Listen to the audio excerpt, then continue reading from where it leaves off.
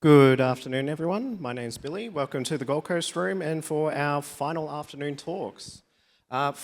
First up, we've got James Carlopio from Cultural Cybersecurity, and he's going to be talking about cyber life skills and how to out-innovate cyber criminals. So please make him feel welcome. Come on down. Thank you, Billy.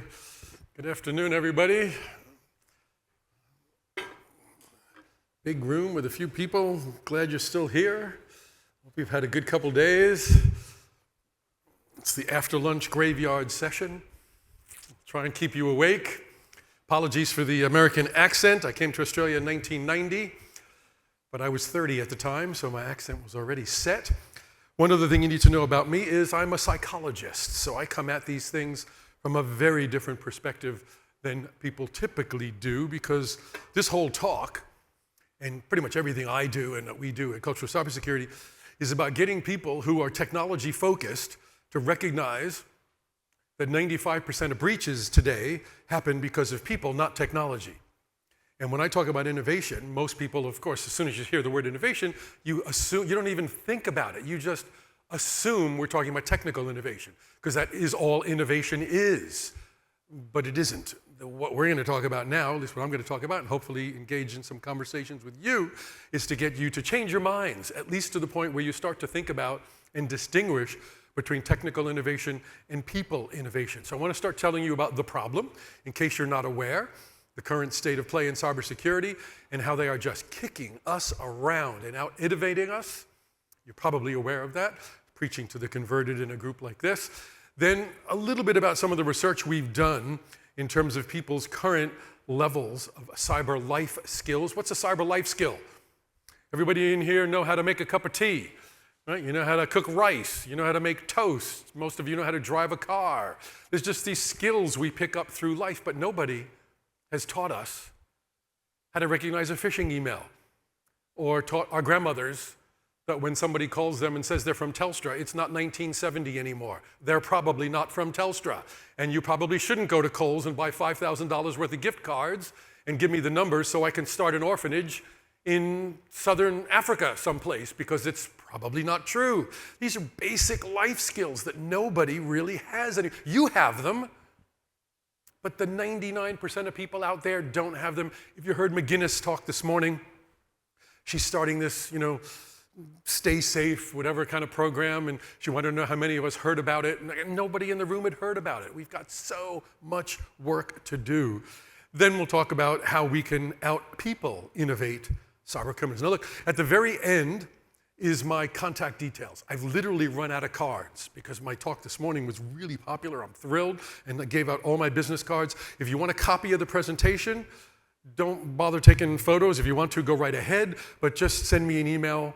The email will be up at the very end. Say, James, please send me the innovation presentation from AUCERT, and I'll email it to you so you can save your wrists. All right, so let's go. If you haven't seen the latest annual cyber threat report from the ASD, it is actually dire. Australia faces the most complex and challenging strategic environment since the Second World War. How many of you heard anybody in the last political election even mention cybersecurity? I didn't hear a single thing. So if we're actually at war with cyber criminals, which I believe we are, and the ASD says what they say, 1/3 of adult Australians have been the victim of a breach just in the last 12 months, never mind Optus, Medibank, Latitude Financial estimates there I've seen range between 8 and 18 million Australians data now sitting in a data lake someplace being queried by Worm GPT. We should be panicked about this. So, in case you didn't see this earlier today, the cybercrime economy is now estimated to be the 3rd largest economy on the planet, only behind the economies of the US and China, 5 times larger than the Australian economy. It is big business. An average cyber criminal makes more money in 1 month than the average Australian yearly wage. And this is an average cyber criminal, not even one of the top flight cyber criminals. They're making 90-odd thousand Australian dollar equivalents every month. and that money's coming from your grandmother, or from your personal private information being exploited, or from some of the other horrible things they're doing to us and our children. Right? It's all about the money, and we don't have the skills to protect ourselves. That's why people don't know what to do when they get an email that says, with some photos attached of their children taken from social media, send me $5,000 worth of Bitcoin, or I'll ruin the online reputation of your children for the rest of their living days. Or when someone calls and says they're from Telstra. All right, if you haven't seen the OAIC data, I always like to show this because everybody needs to see this. This has been exactly the same again and again and again since 8 years they've been doing this. System faults, which is technology faults, have never been anything other than 3% or 5% of breaches. Never more than 3 to 5% of breaches, which means 97 to 95% are you and me and our grandparents and our parents, because we simply don't have the cyber skills to recognize a phishing email, know what to do if there's a ransomware attack, because we didn't bother backing anything up, or we used password 123. And once again, IBM studies suggest it's all financial, it's all about the money, and it's all organized crime, whether that's a bikie gang, or Russian hackers, or North Korean hackers, or whoever you believe it is. They're organized, and they're better organized than we are, because we really aren't doing anything. And in case you're not aware, again, most of you probably are, but everybody knows about the AIs on the left, but very few people know about the AIs on the right, and this is how they're out-innovating us. They've created Fraud GPT, Worm GPT, available on the dark web, reasonably priced, with no guardrails, no barriers, no morals, no ethics. That's why they can get, query the data lake and say, give me the contact details of grandparents in Australia, or engineers in Victoria, or IT professionals, or medical professionals, and then they can customize their campaigns. And I don't know about you, but the phishing emails I'm seeing now are beautifully crafted. There's no more spelling errors. I think 2 out of the last 50 that I've seen have spelling errors in them. No more formatting errors. They are beautiful, and therefore horrible, because they're difficult. All right, in case you're not aware of what else is going on, everybody knows about the big 3 in 2023. 2024 was just as bad. Binge, Murphy's, Guzman, coordinated attack on popular brands. 24 Australian government agencies, Dell, MediSecure, who went out of business, and many small to medium-sized enterprises do go out of business, colleges. And this I collected just from the first 3 weeks in 2025. And so you'll recognize, big companies, small companies, Aboriginal companies, community companies, daycare companies, healthcare companies, they don't care, it doesn't matter. And some of your data is out there as well. So they're out innovating us left, right, and center, up, top, down, any way you can possibly think about. And your identity is a valuable commodity. Your personal, private information, your bank account details. Again, I'm preaching to the converted. In case you also haven't seen, many of you probably know even more about this than I do, but they are so coordinated that you can go on the dark web and go to like an eBay site. This one is called Card Mafia. And here's where you can say, give me the credit card numbers of doctors in Queensland or teachers from Australia. And you can get Visa cards, you can get MasterCards, you can get them printed and delivered to you on plastic with the passwords, without the passwords. You can buy decoders, you can buy the skimmers, you can get firearms, drugs, grenades, silencers. You can get any kind of drug you wanted delivered to your door, and you can even have somebody murdered. It's only 20 grand. But look at this one, I love this. We only target regular citizens. We don't target political figures or anyone under the age of 18. Isn't that nice of them? Right? You can buy entire identity packs. You or I could not tell any one of these are a fake. The passport probably wouldn't work at an airport, but even some of them are that good because they steal deceased identities. You can get entire user profiles. They're innovative to the point where this is specializing just in Australian identities. That's where the Optus data was sold. This group focuses just on Medicare scams. We are literally at war with cyber criminals, and no one's excited about it. I don't hear enough excitement. I want people panicked. This is a serious national and world emergency, and everybody's just going around eating croissants and drinking coffee. I think that's criminal. We actually have to get serious about this. And the point today I'd like to make, and happy to chat with you and argue with you and hear your perspectives, is cybersecurity is not a technical problem. There's no technical solution to cybersecurity. I don't care if it's quantum or whatever the next big thing is. There's no technology we have ever or will ever develop that within 6 months to 12 months they won't have and be using it even better against us or figure out a way to get around it. So technology is necessary, but not sufficient for good cybersecurity. And yet 95% of our technical spend, 95% of our cyber spend is spent on technology. Every vendor out there is a technology vendor. Great, but it's not sufficient anymore. All right, that's the basic premise of why they're out-innovating us from every possible way, from social scams through technology. And our current level of cyber skills is simply not keeping up with it. In 2022, 7 million to the grandparent scam. That's a real text that my daughter and wife got on the same day. 2023, supposedly estimate 42 million.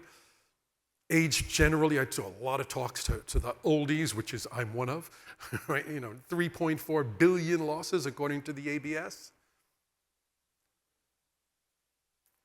And when you hear somebody, had a lady had us all in tears because she got a phone call from her daughter saying, "Mom, I've been kidnapped, I'm being beaten." Could you imagine listening to your child on the phone being beaten after being kidnapped? Of course, it was a deep fake, but she didn't know that. Imagine the horror of having to take that phone call and not have a family password. So that you know to actually identify that that really is your daughter. If you don't have one now, go home or get on the phone right now with every one of your loved ones, your parents, your grandparents, your children, and create a family password or passphrase that no one else on the planet could possibly know. Make sure it's not ever been posted on social media. My daughters have that, my wife have that, my mom had that when she was still alive, so that if anybody ever does need to seriously get in touch with anybody else in the family, we're able to identify and verify that it's not a deep fake, because you know as well as I do, they can clone a voice with software that's available for $20. And they can clone our entire image from the stupid ass TikTok videos that we keep posting. All right, and look, we do lots of research. Said I'm on org psych, so one of the things that we do a lot of is query. I've got I think almost 800 respondents in this particular study. 10% said they had actually sent a suspicious personal email to work to check to see if it was safe. Let's run it through the systems and work and see if they can catch it and see if this is safe or not. I mean, talk about a risk. 50% said they used their personal and work emails interchangeably. 80% used the same password on multiple sites. As McGibbon said this morning, and it's probably password 123.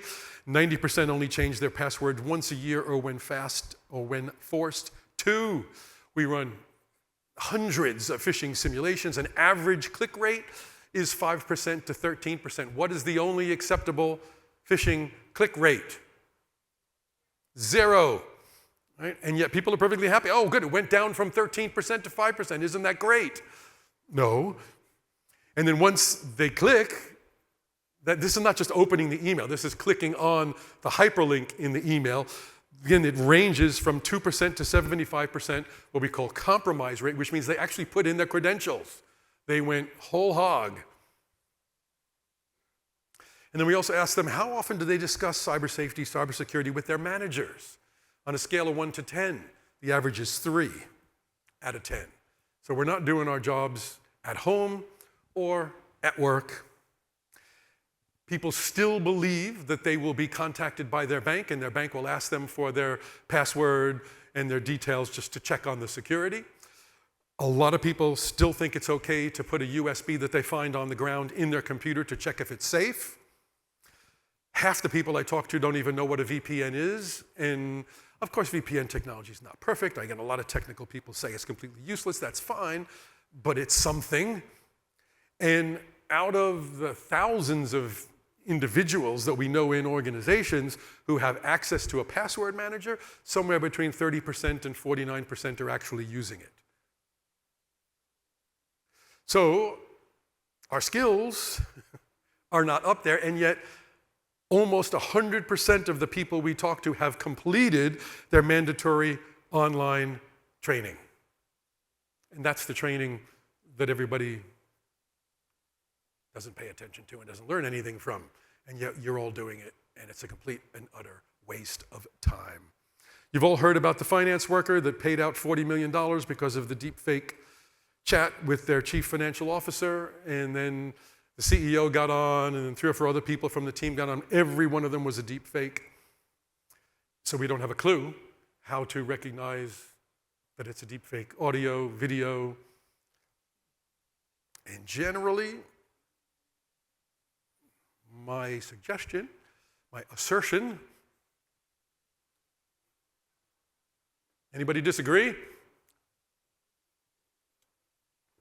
You may be up to date. That's awesome. But I guarantee you, your mother isn't. All right. So generally, the risks are high. They're not being thought of properly. Most people think about technology solutions. Most people think about technology innovation. Should we do it? Yes. Is it necessary? Yes. Is it sufficient? No. Right? It's all about us, and we need to move that needle. Unfortunately, our research also shows that while only 3 to 5% of breaches are attributed to technical system problems, 95% of organizations' technical spend or cybersecurity spend is on technology. Now, I'm not saying that should go to 0.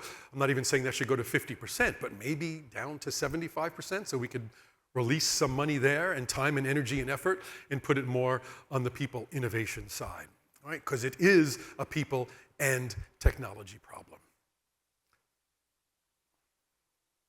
So, last point, and then we can have a chat, or you can all go home, whatever you like to do by this time in the conference. How could we actually start to out-innovate criminals? What do we need to do? Well, basically, I suggest, and I'd love to hear McGibbon say this first thing this morning, cybersecurity and cyber safety is everyone's responsibility. We've had that slide for 8 years, Brian and I, and we cannot solve a people problem with technology. And I've spoken to technology vendors, I've spoken to government officials, everybody nods their head and then goes on and does what they continue to do because they can do it and it's measurable and it's tangible and it's difficult to deal with people. I get it, I'm a psychologist.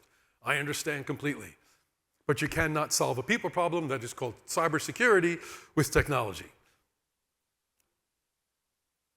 So what we need to do is focus, in addition, a bit more on people innovation.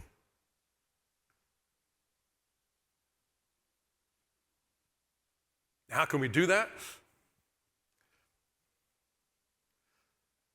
Well, because I'm trying to change your minds, let me do one more thing first. Remember what we did with passwords, right? They were there originally to protect us. Then we needed complex passwords. Then we needed complex and long passwords. That's the new framework. Still not working, because we haven't changed people's behaviors around passwords. Now we're introducing MFA. One of our clients made MFA in a huge financial institution available to all their, and I think their adoption rate was less than 40%. Is it perfect? No, of course not. But it's going to help. And eventually it will get defeated. So this is real, this is serious, and Psychology 101 says what we need to do to change people's minds, what you need to do to change your people's minds, whether you're a CISO or a technical professional or a cybersecurity professional or a board member or a parent or a child or a mother and all of the above, many of you play many of these roles, is it's got to be personal to you and it's got to be relevant to you, and then all of a sudden it'll become important. So your job as a communicator around cybersecurity is to remember that whatever audience you're talking to, make it personal to them. Make it relevant to them, and therefore all of a sudden it'll become more important to them. That's why we go on and on about grandparents and children, because that's what's relevant to people. That's what's important to them. The byproduct is it'll help our organizations, it'll help our systems, but you don't change people's minds by telling them to do required cyber training. Right? So we need to change our mindsets, improve our cyber life skills. That will change our behaviors. Spoken to many of you that I can see out there already about how we change behaviors. That will reduce our cyber risks. That will eventually reduce cyber crimes. And it is the only, I believe, sustainable long-term way to out-innovate cyber criminals, because they will catch up technologically, if not outstrip us. So one of the things I do a lot is when I'm talking to the oldies, for example, I tell them it's not 1970 anymore. What does that mean? When I grew up in Brooklyn in 1970, I was 12 in 1970, and I actually did this at 12 and at 14 and at 16. I'd get on the subway in Brooklyn and ride the subway alone into downtown Manhattan and walk through Soho and walk through Greenwich Village. Never once was I bothered. It was completely safe. It was wonderful, even though we looked kind of weird and had strange hairdos and clothing on. The problem is that when a 70-something-year-old now gets the telephone call from Telstra, they still think it's 1970, and the person calling them really is from Telstra. When you all know, when someone calls you from Telstra, what do? You say, thank you so much, and you hang up, and then you call Telstra back, and you go into your account, and you say, I just got a telephone call from someone who was supposedly from Telstra, what's going on? And they'll either say, yep, no, there's nothing in here, or they'll say, yep, it's all in here, and here what the problem is. You can't trust like you could. Now, some of you weren't even alive in 1970, but hope you get what I'm talking about. It's not that safe or benign anymore. And your children, that's the other really important thing, not only the oldies, because again, think about this psychologically. Our children have grown up with social media, with technology, so to them, it's completely benign. It's the water to the fish. It's just the way we communicate. They forget that, like our family friend, she was just over the house a couple of months ago. When she was 14, she's 16 now, and she's okay, but when she was 14, she had a 6-month sexting relationship with a 14-year-old boy from a neighboring high school who, of course, turned out to be a 65-year-old pedophile. Why? Because the technology was benign. Of course it was a 14-year-old boy. He told me all about himself. He knew all about the school. We've got to stop that, folks. We can't let that continue and happen to our children. It's not 1970 anymore. So you need to start getting on the bandwagon, I suggest, and tell everybody you know to stay awake and stay vigilant when you're online, when you're on social media. Turn everything to maximum privacy. Stop oversharing. If you're going to share your photos on Facebook or whatever platform you use on your holiday, when should you share the photos? After you get home, not while you're on holiday, so that you don't wind up like the young couple from Brisbane who hadn't done any of those things and the criminals were watching them, posted all over social media. Hi, we're here today in Germany. It's the first day of our 3-week holiday. The criminals rented 2 vans, backed them up to their house, and emptied out their house. We've got to stop doing that, I believe. Stop oversharing private, personal information. Don't click, if possible, on anything that you don't know where it comes from. If it's unsolicited, it's probably dangerous. Don't even answer the phone if you don't have to. Of course, some of us do for work, and we'll have to find a way around that. And use all technology possible. And one last thing on social media, and then we'll just start to wrap it up, and if we can have some conversations, that'd be really great. If you've not seen this video before, it's worth watching for a moment. A real video. Oh, hi, can I help? Hot chocolate. What's the name? Joelle. What was the name? Alex. Alex. There you go, Johnny. Cheers. If you like our Facebook page, we give you a free hot drink and a free pastry. We have a new like for Damien. We have a new like for Damien. Hey, Carl, are you standing by? Standing by. Hi there, can I help? Yeah, I just liked your Facebook page. Okay, I'll search Facebook now. I'm searching Google. Have a phone number. I've got his email address. Okay, Carly, are you ready for information on Damien? Yep, I am. Mother's maiden name is He banks with Carly, this is the girl coming in now with the blue scarf. What's her name? Nicholas. Nicholas. His date of birth, 7th of May. She lives at 38A. Just be a couple of seconds. 2 children, age 4 and 6. Previous address. She's got the postcode. Yep, got it.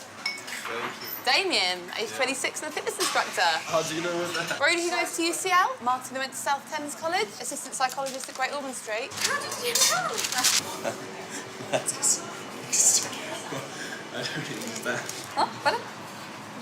You know I'm a Christian as well. Oh, yeah, we know everything about you, Martin. Thank you. Nice to meet you, Anna from Russia. Right? And that was just from public scraping. Never mind WormGPT or ChatGPT or any of the people finder tools or any of the evil stuff that cyber criminals have. That's just normal giveaways from normal social media. And your children have no idea that the cute little photo they posted themselves wearing a bit of dental floss is going to be online forever, and when they go for their first job and the HR manager goes and looks at their profile, they're going to see that photo and wonder, should I really hire this person? So we are completely unprepared for the war that is being waged against us, and we're all having croissants and coffee and having a great time. So what we need to do is teach everybody, starting with your family and your friends and your parents and your grandparents and everybody who will listen to you at work. Stop giving out personal and private information. Even if the CEO calls you via a Zoom call or a Teams call and it looks like them and it sounds like them, if they're asking you to do something outside of policy or illegal, guess what? It's not them, because they wouldn't ask you to do that. So don't transfer $35 million. Or make sure you have a policy in place so that there's some controls about giving away big bits of money. Anything that has anything to do in an email with personal private information, PPI, PII, whatever you call it, or money, should raise flags. And we actually have some good technology out there. Spoken to several vendors that do this now, right? And try and automate it for us. That can only go so far. You still need to teach your people about it. Because as the signals directorate people told us, or we heard them say several times, it's no longer a matter of if you will be approached, it's simply a matter of when. Everybody can be scammed. I was scammed. And my apologies if you heard my earlier talk, but I was scammed early in my career while I was doing my PhD in psych. I went in to buy a stereo. Beautifully dressed young man came out of the back with the name tag, the whole thing, explained to me about the stereos, told him which one I wanted. He goes in the back. He comes back 5 minutes later. James, you're so lucky. There's one left, but the box was crushed. So I got my manager, it's a $500 stereo, I'll give it to you for $450 cash. I got that money out of my pocket so fast and gave it to him. He went in the back and I never saw him again. It's that easy to be scammed, whether it's online, offline. No one's misbehaving. It's just because we're breathing and we need better skills to be able to avoid these things. So encourage people to use VPNs because they add some level of encryption. Encourage people to use password manager carefully. Still, half the people we deal with, like I said, have access to them and won't use them. Speaking to the LastPass people about that, they're working on that problem too, with all sorts of little videos, and we're trying to do what we can. Never click on hyperlinks. Be cautious, always when answering phone calls. I was talking this with my wife last night because she gets calls all the time, and I actually answer unsolicited phone calls if I want to by holding my nose. You know, and changing my voice. It's probably silly because I've got so many videos online. If they wanted to steal it, they probably could. But again, do what we can, do MFA whenever we can. It's the standard operating procedures that you all take for granted that your grandmother doesn't understand and your children don't understand, and most people in your organization don't understand. Speaking to somebody actually just out there yesterday who was telling me about her father, who thinks MFA is the devil's spawn. You know, all it does is make his life more difficult, and he has to go in, so people still don't understand the value, right? We need to know how to recognize the fish, smish, swish, quish. QR code versions are going through the roof. We need password management skills. We need family passwords, as I said, so that, the family's favorite song or the first place you lived or something that no one would possibly know, so you could identify, is that really your daughter? Is that really your mother? And do what you can to keep up to date. There's wonderful information resources outside that help us keep up to date. And my favorite thing as a psychologist is, in the occupational health and safety world, once they legislated that boards and senior managers were responsible due diligence for occupational health and safety, they all started doing toolbox talks every morning. Well, we need to do the equivalent in cybersecurity. Why are we not starting every day, or at least every management meeting, or at least once a week, with conversations about what's the latest scam, given our industry, given our age group? We're completely being out-innovated. Another thing to think about is what we're working towards, and why we love to hear what McGinnis was talking about this morning, is literally a life skills evolution in companies, in communities, in our entire country and all of our organizations. The one-off yearly mandatory training is completely useless. Nobody learns anything. as we talked about at the beginning. We probably still need to do it just so that we're ticking the box, but for me, it is a complete and utter waste of time. What you need to do is start doing a lot more face-to-face training to actually impact people's knowledge, gamify, have a programmatic cultural change approach, start spending more time, money, energy, and effort on focusing on skills and behavior, because just because someone has the knowledge doesn't mean they have the skill. They have to practice. When I do fishing intensives for the happy clickers, as we call them, we go over fishing. The last one I did a master class for a bunch of people who were about to be fired if they continue to click on fishing simulations. We went through 30 different emails over and over again, repetition, and by the end of that, they finally start to get it, because you can see the patterns, you know what to look for, you can identify the type of squatting, you can identify all sorts of things. It's just a skill that they're not going to get if they do one-off training once a year. And that will move your whole culture towards continuous improvement and high performance as an individual, as a family, as a corporation, as an organization, as a community, as a country. And we always focus on trying to get people, and I suggest for you to do that right now. What are you going to do as a result of being here for 2 or 3 or 4 days? What are the concrete things you're going to do to go back and talk to your children, your parents, your friends, your relatives, your coworkers, your CISO, your HR manager, your learning and development manager, your CEO, whatever it is, you've got to have concrete actions and commitments, just like we had victory gardens in World War II, just like we banded together as countries, as nations, as communities, and we're nowhere near taking this war that seriously right now. And I believe we had better. All right, so look, I've run out of business cards. So if anybody wants a copy of this presentation, please take a photo of this and just send me an email. Say, James, send me the innovation presentation from AUCERT, and I'll mail it to you. Very happy to share, and that's it from me, Billy. If there's any questions or conversation, I'm open. And we got 5-6 minutes left. Yeah, so any questions from the audience? That's a Stunned negative. silence. Yeah. There's one question. The mic will allow people to hear you. I can't hear you.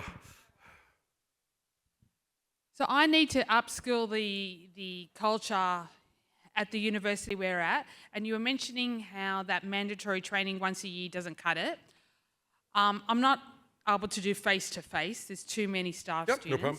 So I think fishing simulation tests are worthwhile. My question to you is, how would you perform over a year your fishing simulation test? Would you do one every week to really prove a point? Do you do 3 over the year? Just interesting. Very good. So look, when I say face-to-face, please excuse me, face-to-face could be via Teams or Zoom.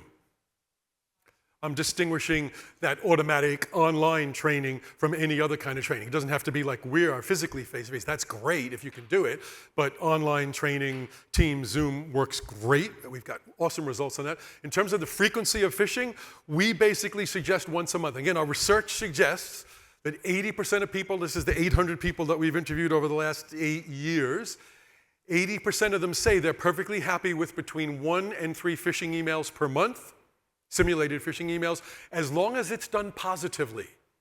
So it's not like, ha ha ha, we caught you. We don't want to be stupid about it or anything negative or embarrassing. But if the point is to educate people and train them and improve their phishing detecting skills, 80% of people are perfectly happy with 1 to 3 fake phishing emails per month. That's what our data suggests.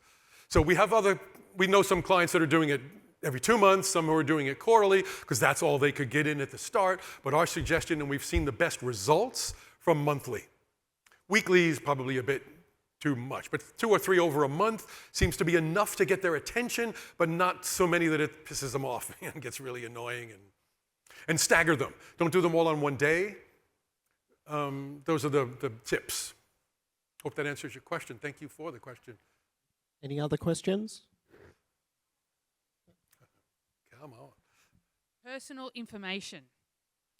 Everyone is asking for my personal information. Registering to AUCERT asks for too much information. I know. And all the vendors know all my information, and I can't stand them knowing so much. Absolutely. How do you stop that? No, we heard that this morning, right? I mean, there's some legislation coming out now that's going to require organizations to review.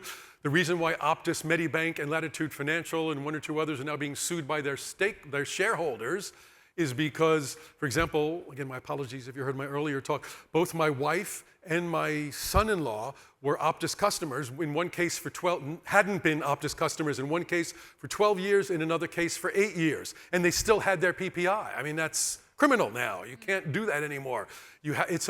We used to think about that information as a marketing asset. It's now a cybersecurity liability. So every one of us needs to go away and review that in our organization. Do you really need all that information? Why would you want it? And yeah, AUCERT collects it. And so people are now starting to recognize and ask the question. We had to do some financial information to get some loans for some cars and things. You know, this Know Your Customer legislation. They were required by financial legislation. They needed a picture of me and my ID and all this sort of stuff, and I just refused. I won't let that happen. And we, as a culture, as a nation, as a society, as a community, have to say this is no longer acceptable because it's too high a risk. I'm not going to put all that data in one place and allow access to it by cyber criminals. So, perfect, good question. And we're the ones that are going to make the change, or it won't change. We've still got time for a couple more questions. Oh, yep. Down the back. Thanks, everybody, for engaging. Further to the last question, it's all well and good saying we need to push back and stop giving it out, but arguably, in the sense of Optus, for example, it's often too late. What can we do to protect ourselves when it's already out there? Yes. Well, what you can do is get better at recognizing the potential breach cues. So look for QR codes when you go to a restaurant and make sure they're actually embedded under the glass and it's not a sticker that's been overimposed. When you look at an email address from an unsolicited email, look at it very carefully. It's very easy to put an R next to an N and make it look like an M. You need to become savvy. You need to slow down. You need to not get hooked, because even with the information, all that can do is give them access to us. They still need to force us to take that next step, to enter credentials, enter passwords, enter credit card details. And I know this sounds trite, and it is, but if it's too good to be true, it's not true. Right? I spend a lot of time talking to kids who naturally think, well, they said they were going to give me $300 worth of vouchers to buy all these wonderful things for my character online. No one is going to give you $300 for free, kid. You got to wake up, and your parents have to tell you that. So even if they have all that information, if you know what the cues are so that you don't take that next step, it adds you with another level of protection. And is there ever any way to be 100% secure? Just ask the Australian Signals Directorate people, they'll say no, because that's the world we live in right now. So, do all sorts of things you can. When we move money into and out of bank account, we use MFA. I keep, a debit card. So all the money I spend is in my main account, and then I just move small amounts into my debit card. So I only just use the debit card. So if it ever gets compromised, they can only get the small amount on the debit card. There's so many little things you can do to isolate and protect, stop sharing. And great question, and keep asking yourself that question, because whatever the answer is today, it's going to need to morph and change as they get more and more sophisticated. We need to improve our cyber life skills. That's the only answer I have as a group, as a community, as parents, as children. Good luck. That's all the time we have. Thanks, bud. Could you please give it up for James? Thanks, everybody. Thank Billy.